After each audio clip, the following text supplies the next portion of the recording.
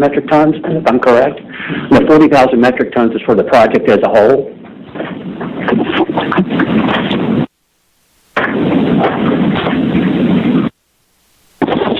I think it's under 5,000. Yeah, it's like 4,000 or something. We allow 10 minutes, so are there any more questions? Folks on the phone, if you have a question, we'll allow one or two per person. Marvin Lewis. Go ahead, Marvin. Go ahead, Marvin. This idea of stranded sites worries me. Is there any reason I shouldn't believe that this site won't eventually be a stranded site and we will have just another problem to go to at the end of whatever period you're specifying? And I have another question afterward. Okay, Marvin, this is Mark Lombard. That actually is a national strategy question, and that's out of the control of anybody in this room. So what's your next question? Okay, my next question is, I live in Northeast Philadelphia. Now, eventually, a heck of a lot of radioactive material of all sorts is going through this area because we are a transportation hub. We've already had, last month, one train flip off the tracks with 100 cars, 200 in the hospital, 8 dead.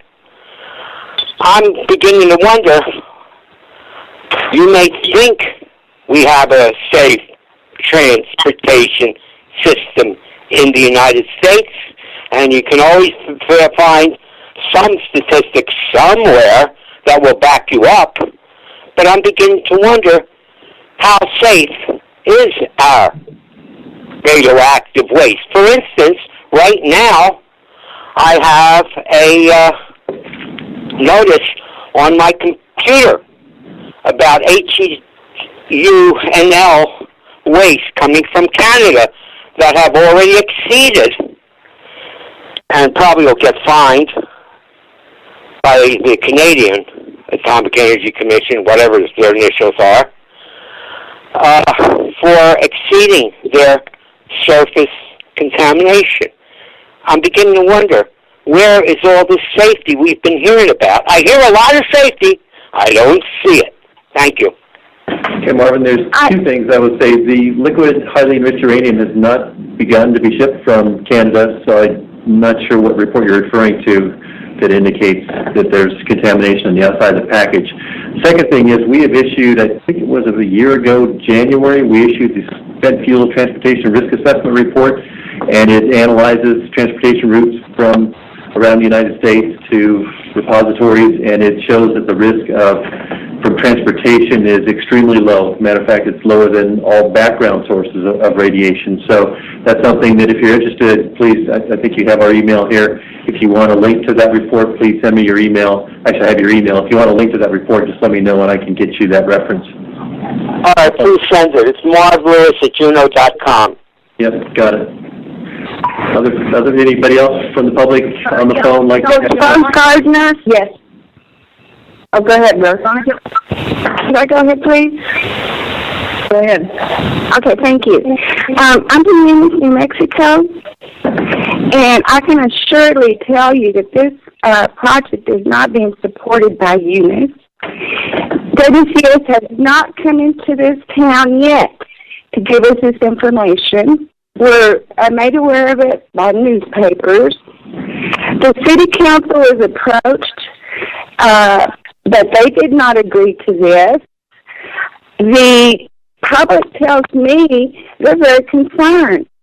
Just recently, early this year, I believe it was April, we had a train derailment on that same railroad. You want to bring this stuff in, and it was 14 miles south of town. Environmental justice issues, my goodness, how convenient that it's 4 miles and not 5, which would include 10. And then also, I'm very concerned because we are not or WCS is not at a remote location. Remote from where? Eunice is right here, 5 miles from the site. You cannot be using the word remote and describing this site. The other thing I want to point out is, if this stuff gets left here permanently, there is no way you can measure the effects to the public because it won't be going anywhere. There doesn't seem to be a permanent solution. So I disagree with all of this application nonsense with WCS. We will oppose this. Thank you. Yeah, this is Rod Balter with WCS. We have been very transparent with the City of Eunice. As Rose said, we did meet with the City Council and updated them, and we've done other briefings as well. We're happy to meet with any civic or community groups and make sure they're aware of the project, and we continue our outreach. We know there are some that are going to be opposed to us no matter what we do, and we appreciate your comments. This is Karen Haddon. I have a question and comment also. Go ahead. Go ahead. Well, first of all, making, as Mr. Balter said, making the community aware of it, that is not the same as asking the community how they feel about it. And I think you've heard very clearly from Rose Gardner that Eunice is not being considered appropriately. And the 4 miles should be extended to include Eunice, New Mexico County. I also have concerns that the RCRA site on site, which has 2,000 different explosive and toxic chemicals, was not included in the waste, was not treated as waste. Now, I'm sorry, there's some background noise. And furthermore, in the transportation analysis, for DOE, it was estimated there would be either 53,000 trucks with at least 53 accidents or 10,700 train shipments with at least 1 accident. And I'm wondering if analysis has been done down to that level, and that probably would be higher today with more waste. Lastly, one other comment and question. I'll just hold with that and I'll come back. Okay, this is Mark Lombard. The subject of this meeting is not the transportation aspects, but we have done a spent fuel transportation risk assessment. We've issued a report about a year and a half ago that talks about the risk due to transportation of spent fuel across the country, and it's on our public website. And I didn't hear all of the first part of your question. I'm not sure if anyone else feels comfortable taking it. Ashley, go ahead. I just wanted to mention that the 4-mile radius for the particular definition of a quote-unquote environmental justice community of concern is following the NRC tech memo, but most importantly, the socioeconomic impact assessment is covering a 30-mile radius, including the city of Eunice and several other cities and counties, and so all the baseline data we're collecting is certainly including Eunice and is for a much larger area. When we talk about impacts to the community, we look at various community resources, things like emergency facilities, abilities of communities to handle additional residents that could move in if there's additional employment generated, et cetera. So certainly Lee County and Eunice are included in the socioeconomic impact analysis. Well, I think there should be a comment. Could I finish up one comment, please? Very quickly. We're going to try to stay on schedule, so your question will be the last question, ma'am. I'll make it quick. There should be an extension of the EJ limit, and the changing standards and changing license for WCS has been happening since day one here in Texas. Every other week we have some amendment to the license. So while they're talking about 40,000 metric tons, it seems like they're shooting for 100,000, which is the way they operate is to come in and then expand their license repeatedly after they get it. So I think they should be analyzing for 100,000 metric tons from the start. From the NRC perspective, we will evaluate whatever is submitted to us and make sure before we approve it that it is safe from safety, security, environmental standpoints. So they will not be allowed to handle anything that's not authorized by the NRC as we go forward. And I think we need to get over to our safety side now and start our presentation. So please go ahead. Thank you.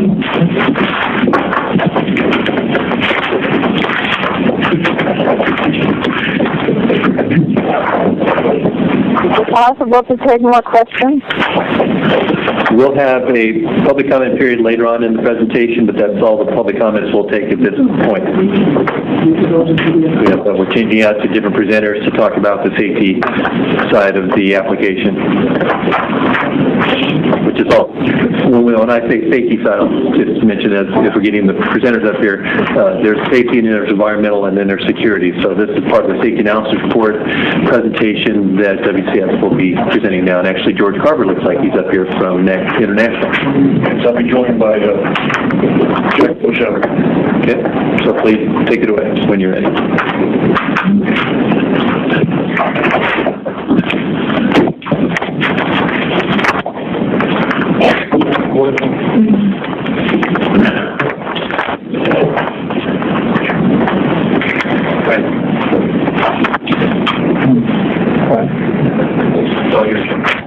Thank you. I'm Jack Bushel. I'm the project engineer for Arriva, and today we're going to go over the safety analysis report. And again, we're looking for feedback from the NRC as to what it is we're going to lead you what it is we're planning on doing, and get your feedback on that. So have the first slide, please.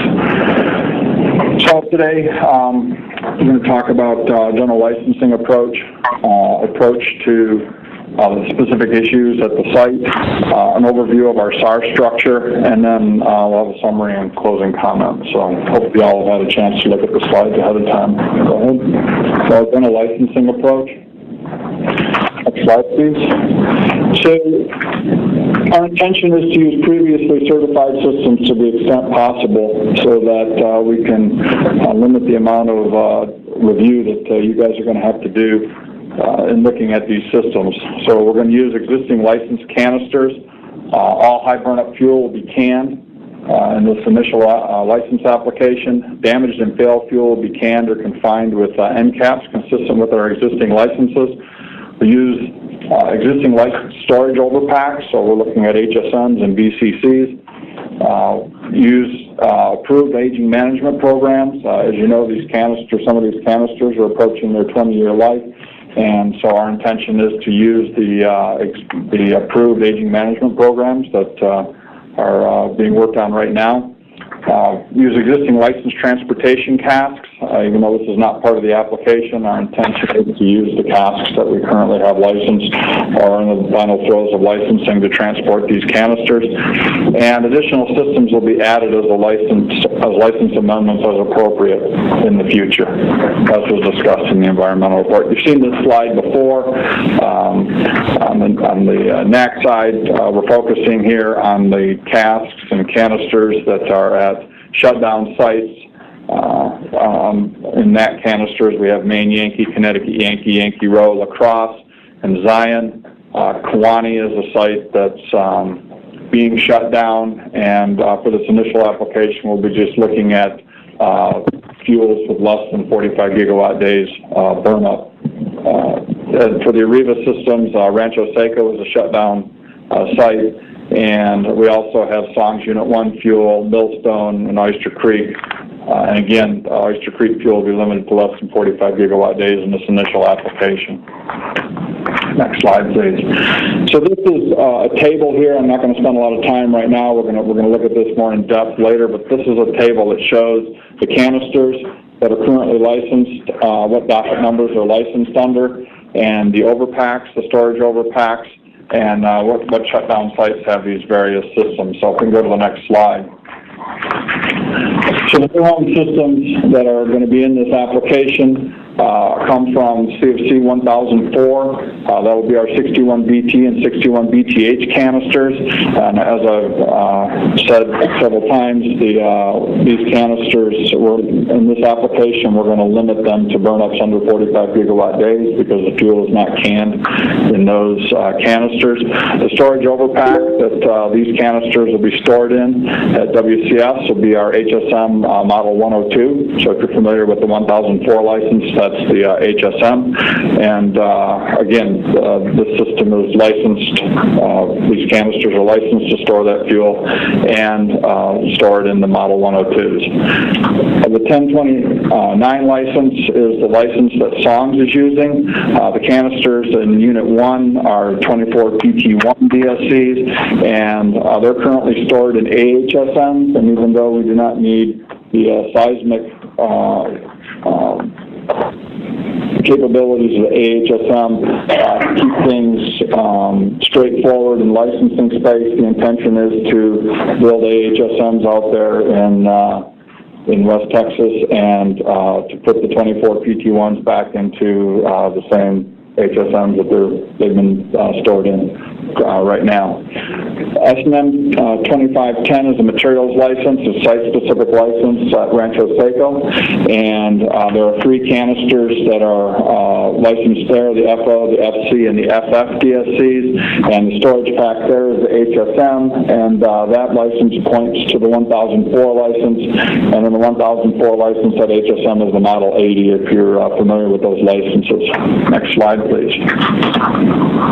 So the application contents related to no homes. We don't intend to make any changes to our licensed HSMs or transfer casks.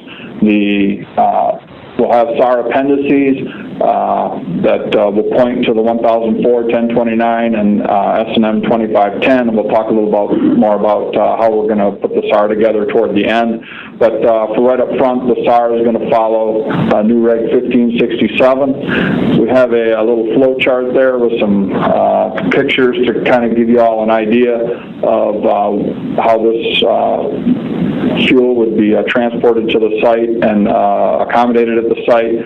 So we have the empty canisters would arrive in the transportation transfer casks. We would perform a receipt inspection, and then we would prepare the cask for transfer. This would be a horizontal lift off the rail car and onto a Part 72 transfer vehicle. That vehicle would be taken out to the storage pad directly, and the cask would be then used to directly transfer the canister into the HSM out at the storage pad. So that's how the new home system works. Next slide, please. So the transportation casks are already licensed for the canisters that we're going to be including in the application. They're not part of this licensing action, but by way of background, we're looking at using the 9255 CFC, which is the MP 187 transportation cask, and its authorized contents include the 24 PT1 DSCs from Unit 1, the FO, FC, and FF DSCs at Rancho Seco. For the 61BT and 61BTH canisters, 9302, which is the MP 197HB transportation cask, and that would be used for Millstone, Oyster Creek, and other sites that have those types of canisters. Next slide, please. So, as part of this application, what we'll be doing is qualifying those transportation casks as transfer casks under Part 72. The MP 187 cask is already qualified as a transfer cask in the materials license at Rancho Seco. So that work is done. The MP 197HB is very similar to the MP 187, and we will be qualifying that cask under Part 72 conditions. It will be qualified for Region 2 tornadoes, which encompasses the site there. It will be qualified for the 80-inch drop, which is our lifting limit for transfer casks, and it'll be qualified for the seismic conditions in 1004, which bound the 10,000-year return period earthquakes at the WCS site. Next slide, please.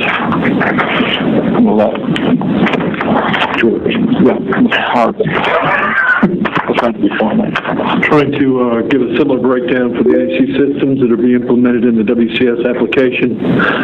We have George Carver with NAC International. following the same process or outline that Rita has done. I'm going to talk about the packages that we'll be supporting for the WCS application. We have 3 packages. One is the NAC NPC system. One of the earlier packages NAC is implemented. We have the NAC UMS system, and then the Magnet Store system, CFC 1025, 1015, and 1031 respectively. Each of these packages are currently in operation. The various sites that we're looking to transport the gas, transport material from. Next slide, please. Similar to Reva's presentation, we are not making any changes to the existing licenses for the VCCs or the transfer casks.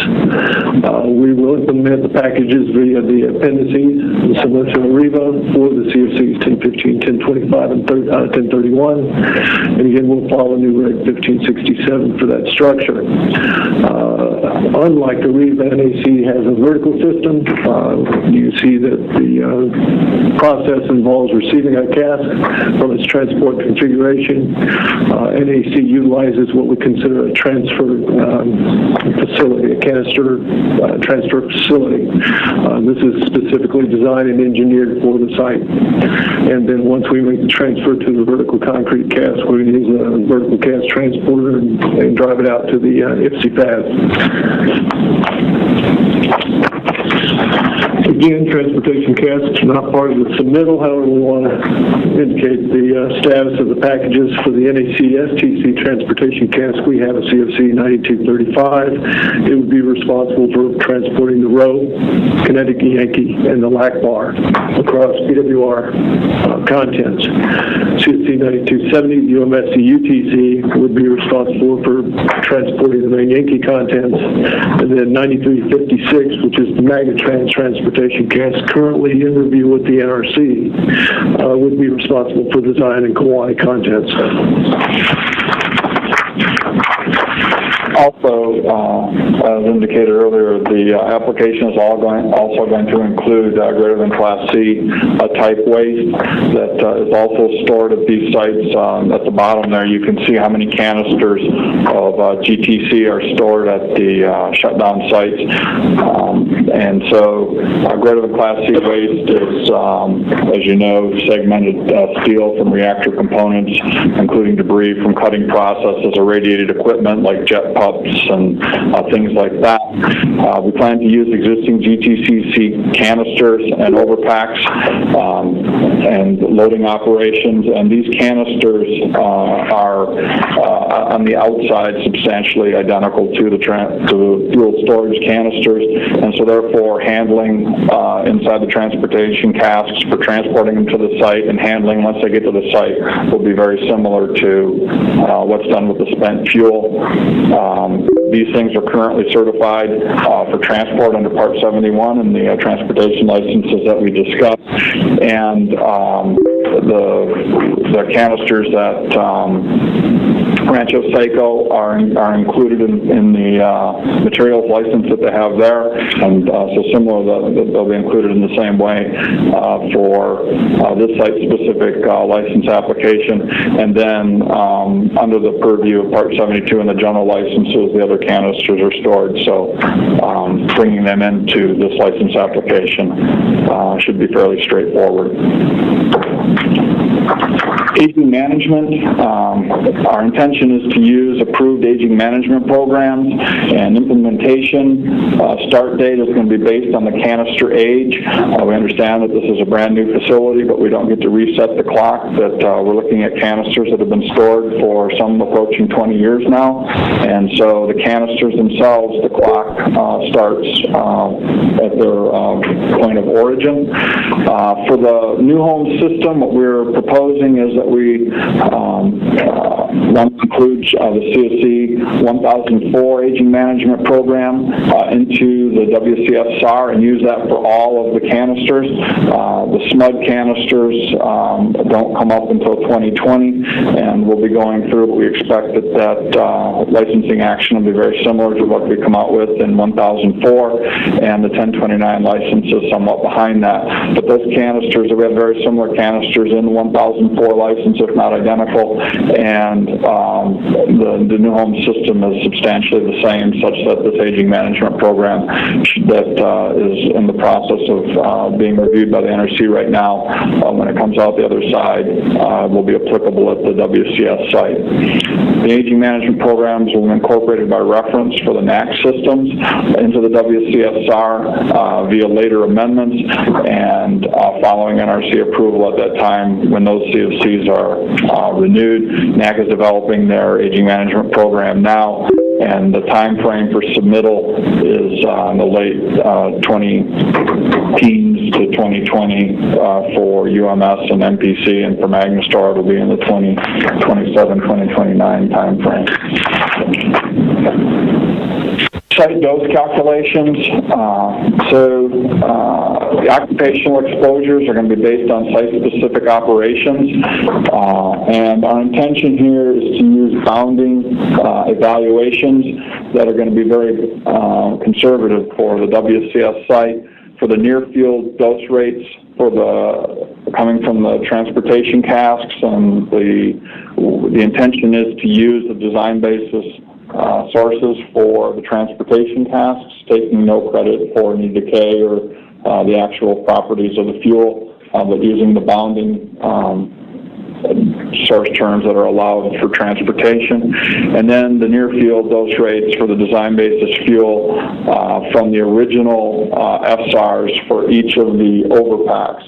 And in most cases, the design basis source terms are larger than what can be transported under Part 71, so therefore the dose rates are going to be much higher that we'll use in our calculations to make sure that we bound the occupational exposures that we'll see in taking this fuel and putting it into storage. For the off-site dose calculations, are going to, in the license application itself, is going to only include the phase 1 ISPAC pad, because we're only going to be asking for somewhat a little less than 5,000 metric tons in the initial license application. We intend to use the design basis fuel from the original FSARs for the storage systems. So for the surface dose rates that we're going to start with for the site dose calcs for the HSMs, for instance, we'll go to the 1004 license, and we will find the 61 BT and 61 BTH dose rates there in a Model 102. Again, fuel that's that hot is not qualified for transportation, so this will be very bounding and conservative. That's for the dose rates. Inhalation contribution from applicable canisters. Some of this analysis was done a long time ago and doesn't meet current NRC standards, and we recognize that. And so in this case, we intend to update that analysis to include all the required isotopes from revision 1 of 1536 and to follow that methodology. So we'll be doing that to update those analyses where required. And we're using a similar approach for the environmental report. For the environmental report, we're doing the same sorts of analysis. However, we're going to start with the design basis source terms that are in the original SARs for the site dose calcs. However, the intention is that we will decay those in 2.5-year increments to account for the build out of the facility. So the phase 1 fuel will be decayed somewhat when we look at the last canister coming into the facility when we get to the 40,000 metric tons. Again, this will be very conservative and overestimate the doses at the site. Confirmatory calculations, since most of these licenses that we're going to be pointing to are general licenses, and as part of the general license, you have the 72212 process, which qualifies the canisters and the system at the specific sites. Because this is a site-specific license, obviously we won't be be following the 212 process. However, as part of our SAR, we will do a 72-212 type reconciliation to demonstrate that the parameters that the source licenses are evaluated for are bounded by the actual conditions of the WCS site. So we'll be looking at the site temperature, seismology, precipitation, flood, lightning, fire explosion, those sorts of things to qualify for that site. So looking at specific issues related with the Consolidated Interim Storage Facility. Next slide, please. All right, so I know there's a lot of interest in the interface between Part 72, Part 71, and Part 72. The original Part 72 being where the fuel is currently stored, and then it has to be transported. So preparation for transport and transport of the canisters is not part of this licensing application, but they will follow the normal Part 71 and 49 CFR receipt inspections of the packages. It'll be performed when they get